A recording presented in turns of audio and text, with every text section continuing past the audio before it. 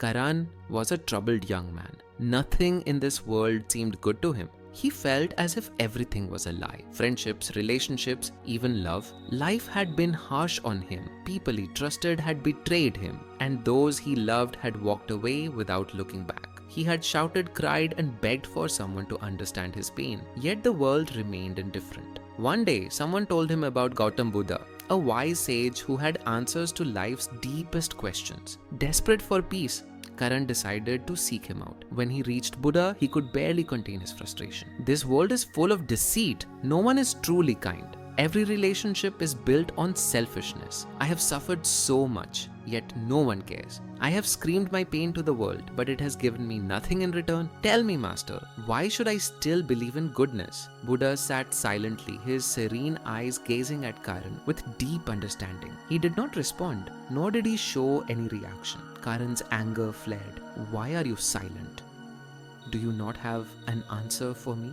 Still, Buddha remained quiet. The silence stretched between them, unsettling Karan. His frustration began to turn into confusion. After a few moments, Buddha picked up a small clay bowl and handed it to him. Take this bowl and go to the river. Fill it with water, but be careful. Do not let a single drop spill on your way back. Karan frowned but obeyed. He walked to the river, bent down, and carefully filled the bowl. As he stood up, a strong wind blew and a few drops fell from the edge. Disappointed, he emptied the bowl and tried again. This time, he held it tightly and walked with intense focus, ensuring not a single drop spilled. The journey back was challenging. The path was uneven, people passed by, and the wind threatened to shake his grip. But Karan was determined. He paid no attention to his surroundings. His mind was focused solely on protecting the water. Finally, he returned to Buddha and presented the bowl. I did as you asked, Master. Not a single drop spilled this time. Buddha smiled gently. Tell me, Karan, while you carried this bowl, did you think about your anger, your pain, or the people who betrayed you? Karan was taken aback. He realized that in those moments of intense focus, all his sorrow had disappeared. No, I was so focused on the water that I forgot everything else. Buddha nodded. That, my child, is the power of silence and focus. When you hold on to your suffering, it spills into every moment of your life. But when you focus on inner peace, your pain fades. Just as you protected the water, protect your mind. Do not let anger, betrayal, and sorrow control you.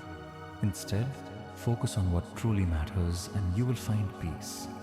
Tears welled up in Karan's eyes. For the first time, he understood that silence was not the absence of words. It was the presence of wisdom. His pain had blinded him, but now he saw a new path. That day, Karan made a choice. He would no longer let his suffering define him. He would embrace the power of silence, focus on his goals, and move forward with a peaceful heart. And as he walked away from Buddha's presence, the world felt different. Not because it had changed, but because he had. Moral of the story: pain and suffering exist, but it is our focus that gives them power. When we dwell on our troubles, they consume us. But when we shift our attention to peace, purpose, and self-awareness, the burden of suffering fades. True wisdom lies in knowing when to remain silent, letting go of negativity, and embracing the calm within.